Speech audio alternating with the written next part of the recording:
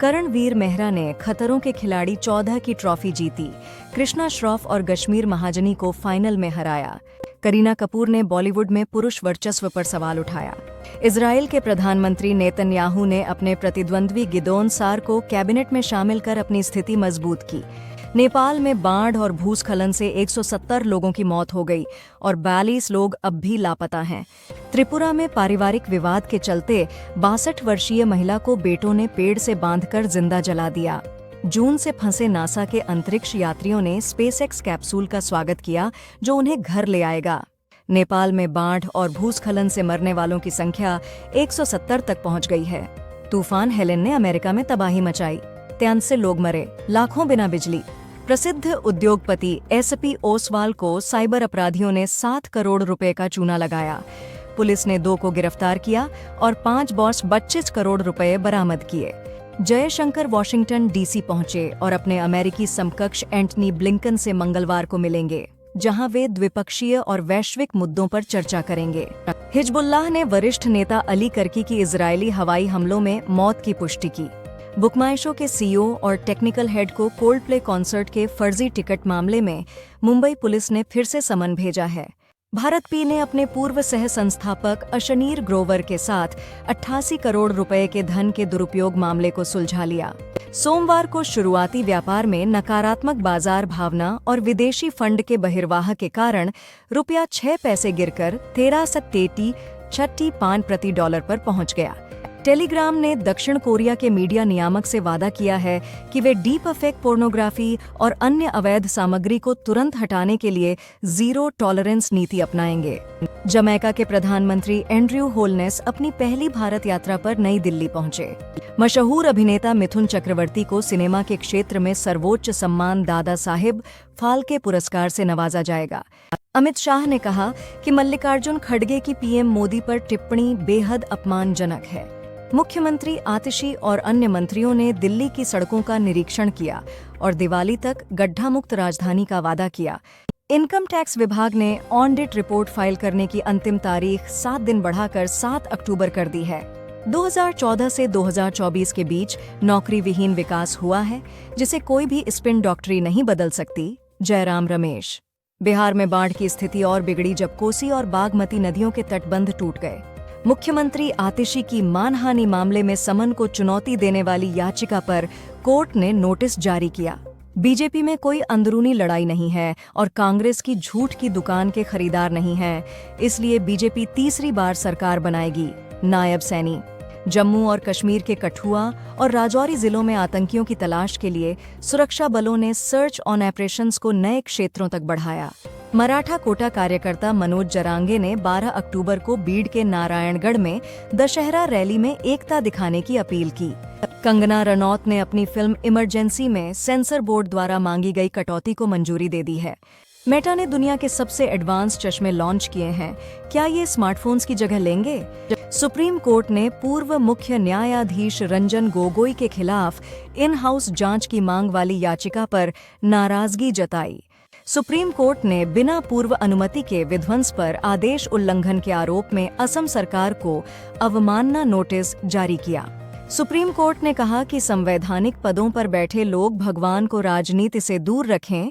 ये टिप्पणी तिरुपति मंदिर लड्डू में मिलावट के मामले पर सुनवाई करते हुए की। रविंद्र जडेजा ने खालिद महमूद को आउट करके 300 टेस्ट विकेट लेने वाले 7वें भारतीय बने। नलगोंडा में वेटरनरी असिस्टेंट सर्जन डॉ. पॉल जोसेफ गोथम को एसीबी ने R6000 की रिश्वत लेते हुए पकड़ा। सुप्रीम कोर्ट ने मलयालम अभिनेता सिद्दीक को यौन उत्पीड़न मामले में गिरफ्तारी से 2 हफ्ते की अंतरिम सुरक्षा दी। IND versus BAN test match में रोहित शर्मा और यशस्वी जायसवाल की धुआंधार बल्लेबाजी से भारत ने सबसे तेज टीम 50 बनाई। एयर मार्शल AP सिंह ने air chief marshal VR Chaudhary की जगह नए एयर फोर्स चीफ का पद संभाला।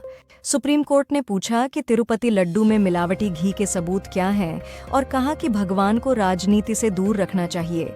राहुल गांधी ने हरियाणा रैली में बीजेपी की उद्योगपति समर्थक नीतियों की आलोचना की और कहा कि आम आदमी संघर्ष कर रहा है, जबकि गौतम अडानी के खाते में पैसा सुनामी की तरह आ रहा है। महबूबा मुफ्ती ने कहा कि इजराइल के प्रधानमंत्री बेंजामिन नेतन्याहू हिटलर के बाद सबसे बड़े आतंकवादी हैं, क्योंकि उन्होंने फिलिस्तीन और लेबनान को गैस चैम्बर बना दिया है। अमेरिका ने भारतीय यात्रियों के लिए 2.5 लाख अतिरिक्त वीजा अपॉइंटमेंट्स खोले हैं, जिससे वे समय पर इंटरव्यू ले सकें। महाराष्ट्र के अमरावती में 4.2 तीव्रता का भूकंप आया, लेकिन कोई जनहानि नहीं हुई। महाराष्ट्र सरकार ने विधानसभा चुनावों से पहले देशी गायों को राज्यमाता गोमाता का दर्जा दिया। महाराष्ट्र सरकार ने देसी गायों को राज्यमाता गोमाता घोषित किया, उनकी वैदिक काल से महत्ता और पोषण में योगदान को ध्यान में रखते हुए। कोहली ने 556 पारियों में 27,000 अंतर्राष्ट्रीय रन बनाकर सबसे तेज रिकॉर्ड बनाया। एससी ने आईआईटी धनबाद को दलित युवा को दाखिला देने के लिए कहा, जिसने फीस जमा करने की समय सीमा चूकने के कारण अपनी सीट खो दी थी। नेपाल में मानसून के कारण आई बाढ़ और भूस्खलन से 200 से ज्यादा लोगों की मौत के बाद बचाव कार्य जारी है। अप्रैल-अगस्त में भारत का राजकोषीय घाटा 4.5 लाख करोड़ रुपए था, जो पूरे साल के लक्ष्य का 27% है। डॉ. रेड्डीज लैबोरेटरीज ने हेलियन के निकोटीन रिप्लेसमेंट थेरेपी ब्रांड्स का अधिग्रहण पूरा किया। जम्मू और कश्मीर में विधानसभा चुनाव के अंतिम चरण के लिए 20,000 से अधिक मतदान कर्मियों को तैनात किया गया है। दसरा के दौरान भारी मांग को पूरा करने के लिए टीजीएसआरटीसी ने 1 से 15 अक्टूबर तक 6,000 विशेष बसें चलाने की घोषणा की। भारत का चालू खाता घाटा अप्रैल-जून 2024 में 1.1% जीडीपी तक थोड़ा बढ़ा। अगस्त में 8 प्रमुख इंफ्रास्ट्रक्चर सेक्टर्स की वृद्धि दर 1.8% घटी, क्योंकि कोयला, कच्चा तेल, प्राकृतिक गैस, रिफाइनरी उत्पाद, सीमेंट और बिजली का उत्पादन कम हुआ। कर्नाटक हाईकोर्ट ने निर्मला सीतारमण और अन्य बीजेपी नेताओं के खिलाफ जांच पर रोक लगाई।